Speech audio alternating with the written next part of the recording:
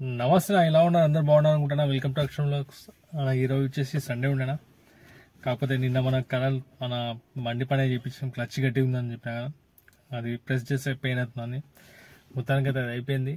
మా ఇంటి దగ్గర చేయించిన దానికి ఏమేమి చేంజ్ చేసిండు, షాక్ ఆఫ్ గేర్లో ఏదో షాక్ గేర్ అంటున్నది, మన గేర్ బాక్స్ ఉంటుంది కదా, ప్యాడ్లో ఏమో చెప్పినా, సంథింగ్ ఏదో చెప్పిండే మర్చిపోయినా. క్లచ్ ప్లేట్లు ఇంకా ఏమో వేరే పార్ట్స్ మొత్తం చేంజ్ చేసిన. దానికి నియర్ బై 5,000 తీసుకుని, తక్కువనే తీసుకున్నా. ఎల్లో బుడ్ ఉందని కాబట్టి ఇది తక్కువ తీసుకుండు, లేకపోతే చాలా ఉంటుండే. ఒక 7,000 6,000 ఉంటుండొచ్చు మేబీ. కాకపోతే మన ట్యాక్సీ బోర్డు అనగానే తక్కువ తీసుకుండు. ఫస్ట్ 5,500 ఇవ్వమని చెప్పింది, కాకపోతే మనతో రిక్వెస్ట్ చేసిన లేదు ట్యాక్సీ బండి అంటే. మొత్తానికైతే క్లచ్ పని అయితే అయిపోయింది. మొత్తం స్మూత్ ఉంది. ఇప్పుడు తొక్కితే కూడా జుప్ అని వెళ్ళిపోతుంది బండి. అంటే మామూలుగా అప్పుడు గట్టిగా కొడుతుండే, పెయిన్ అవుతుండే.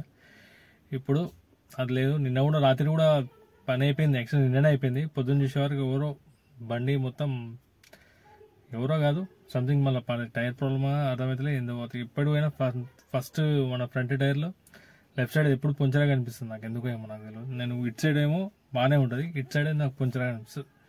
చాలాసార్లు అబ్జర్వ్ చేసిన. అది ఏందో ఒకసారి చూడాలి మళ్ళీ. ఒకసారి కాదు, 2 సార్లు దగ్గర నేను ఇప్పుడు టైర్ చేంజ్ చేయించిన సెకండ్ హ్యాండ్లో. ఏం కొత్తది పోతే 3,000 4,000. ఇప్పుడు అర్జెన్సీగా మనకు కావాలి పోదాం అనుకున్నా కాబట్టి చేంజ్ చేసుకున్నా. 600 700 పడ్డది బండికి.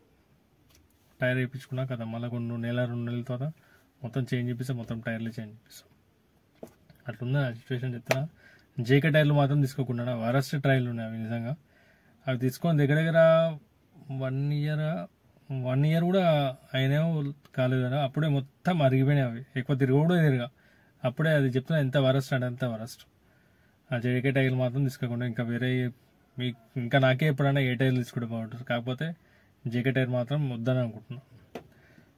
అప్పుడే అదే అంటున్నా, జేకే టైర్ తీసుకోవద్దనా, ఎవరైతే చేంజ్ చేసిన జేకే టైర్ తీసుకోవద్దు. కానీ వేరే టైర్లు ఎంఆర్ఎఫ్, ఇంకోటి ఏది బూస్ట్ ఇది చెప్పినా, ఇంకా సిఎట్, ఈ 3 టైర్లు చెప్పి ఈ 3 ఏదైనా తీసుకోవచ్చు. కానీ మిగతా అన్ని లోకల్ ఉంటాయి, అంతా ఉండాలి. అదంతా వేయించినా మనకి వేపిస్తే మనకి అయింది. మొత్తం దగ్గర నిన్న ఒక 7,000 ఖర్చు పడ్డదాను. 6,500 ఖర్చు పడితే పడ్డది మనకి. ఇంకా వాషింగ్ ఉంది, దసరా నాడు వేపిద్దామని గమ్మునున్నా. దసరా నాడు వేయించేస్తాం వాషింగ్. కాకపోతే ఒక్క బెనిఫిట్ ఏంటంటే, చాలా బెనిఫిట్ అని, ఒక్క బెనిఫిట్ కాదు, అది గేర్ ఇస్తుంటే మాత్రం కాలు చాలా పెయిన్ అయింది, గట్టిగా ఉంటుంది. ఎట్లా అంటే గట్టి ప్రెస్ చేయాల్సి వస్తున్నాయి. అట్లాంటిది ఇప్పుడు రిలీఫ్ వెళ్ళిపోతుంది బండి. ఇప్పుడు నేను వెళ్ళినా సండే కానీ ఈవినింగ్ వెళ్దామని చెప్తున్నా కదా, మా ఏరియాలో బుకింగ్లు అయితే ఉండవు నా. అంత ఏదో బ్యాడ్ లక్ అనుకుంటా, కానీ బుకింగ్స్ అయితే లేవు. ఇంకోటి నేను ఏం చేసినా, ఇట్లా ఆగి అత్తప్పుడు దగ్గరికి వెళ్ళినా, మింత్రా ఉంది కదా, మంత్రానో అక్కడ ఉంది కదా, అక్కడ ఆగితే ఒక తమ్ముడు ఒక అన్న వచ్చిండు, ఆయన వ్యాగనార్.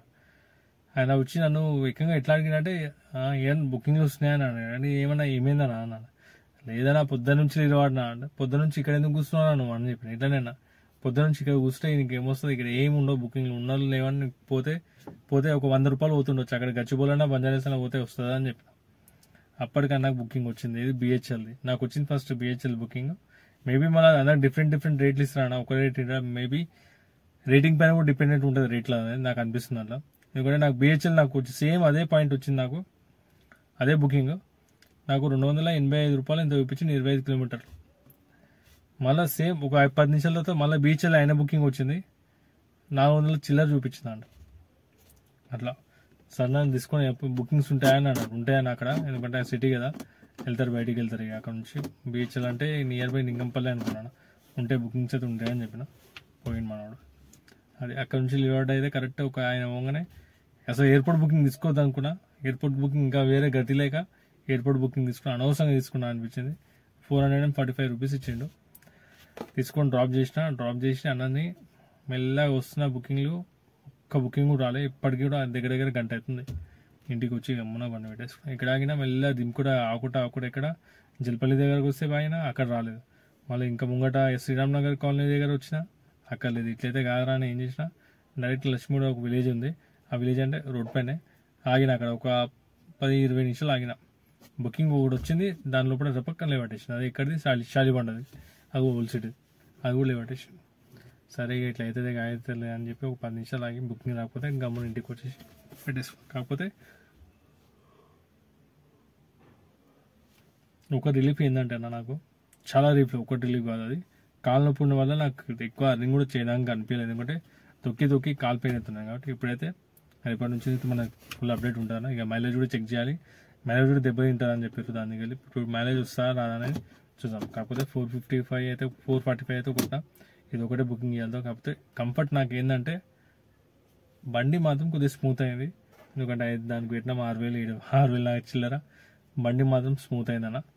ఒకటి నాకు అది ప్లస్ పాయింట్. మెయిన్ క్లచ్ అయితే బాగా పనిచేస్తుంది. చూడాలి, ఇంకా అది కొత్త కదా నేను ఏం చెప్పి కొత్త కదా జర ప్రాబ్లం, దాని తర్వాత ఇంకా కొద్దిగా ఈజీ అయిపోతుంది అని చెప్పి సరే అని చెప్పిన. చూద్దాం ఇక రేపు అర్నింగ్ ఏమవుతుంది అనేది. కాకపోతే బుకింగ్స్ అయితే లేవని విన్నాను. ఎందుకంటే అక్కడ 2-3 డ్రైవర్లు కూడా ఉండే. బుకింగ్స్ అయితే మా ఉన్న ఏరియాలో ఉండవు అన్న, చెప్పాలంటే సింపుల్గా మా ఉన్న ఏరియాలో ఉండవు. ఇక పోతే అత్తాపూర్ పోవాలి, అత్తాపూర్లో అవి కూడా దొరుకుతాయి, మీకు అన్ని హోల్సేల్ నుంచి దొరుకుతాయి, లేకపోతే వేరే దొరుకు. చూద్దాం రేపు ఏమవుతుందో. ఇలాగైతే వీడియో ఇటుకే సమాప్తం. ఇక రేపటి నుంచి మాత్రం స్టార్టింగ్ నుంచి మళ్ళీ ఫస్ట్ నుంచి ఎట్లుండేనో అట్లనే కుడదామని డిసైడ్ అయిపోతున్నా. ఎందుకంటే బండి ప్రాబ్లం వల్ల ఒకటి కాలు నొప్పి వల్ల అయితే నేను నడిపేలేను. ఇప్పుడు పోయింది ఏమైందో పైసలు అయితే వచ్చినాయి కాబట్టి చేయించిన. చూద్దాం ఇక రేపటి నుంచి అది ఏమవుతుంది అనేది. కాకపోతే 2,000 టార్గెట్ అయితే నేను మామూలుగా పెట్టుకుంటున్నా.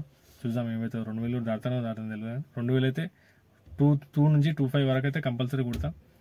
అని ₹10 ఉన్నా మాత్రం ఎయిర్పోర్ట్ బుకింగ్ తీసుకుని ఇంటికి వచ్చే వరకు అక్కడ నుంచి ఎవరైనా చెప్పినా ఎప్పుడు ఇదే అవుతుంది. కాకపోతే టైం చెప్తున్నా ఇంటికి పోయేదన్న. రేపటి నుంచి మాత్రం కంట్రోల్ చేసుకో, ఓకేనా. మీరు కూడా కొద్దిగా సజెషన్ ఇవ్వండి. గచ్చిబౌలి ఏరియా బెటరా, సికింద్రాబాద్ ఏరియా బెటరా, కొద్దిగా సజెషన్ ఇస్తే బాగుంటుంది. మీకు కూడా జర చెప్తున్నా కదా, అన్నింగ్ అవ్వట్లేదు. గచ్చిబౌలి మైండ్ దాంట్లో పెట్టుకుంటే మాత్రం అన్నింగ్ ఎక్కడక్కడ ఎక్కడంటే అక్కడ పోతున్నాయి. ఫస్ట్ అయితే చెప్తున్నా కదా, ఎక్కడంటే అక్కడ ఎక్కడ కాపరా ఇపురా ఎక్కడెక్కడో పోతున్నాయి. ఈ మధ్య బద్ధకం 2 నెలల నుంచి మాత్రం గచ్చిబౌలిలోనే ఉండాలని డిసైడ్ అవుతున్నాం. అట్లా ఎందుకేమో చూద్దాం రేపు ఏమవుతుందో. ప్లీజ్ నా వీడియో నచ్చితే లైక్ అండ్ సబ్స్క్రైబ్ చేయండి, సపోర్ట్ చేయండి. దయచేసి బండ్లు మాత్రం స్లోగా నడిపండి, స్పీడ్గా నడిపేయకండి. ఇది ఒకటి మీ అందరికీ రిక్వెస్ట్ అన్నాడు. కొందరికి సొల్లుగా అనిపిస్తుంది, సొల్లుగా అనిపోయి ఏం తప్పైతే అన్నా నేను. కాకపోతే ప్లీజ్ డ్రైవింగ్ మాత్రం స్లో చేయండి ఎవరైనా.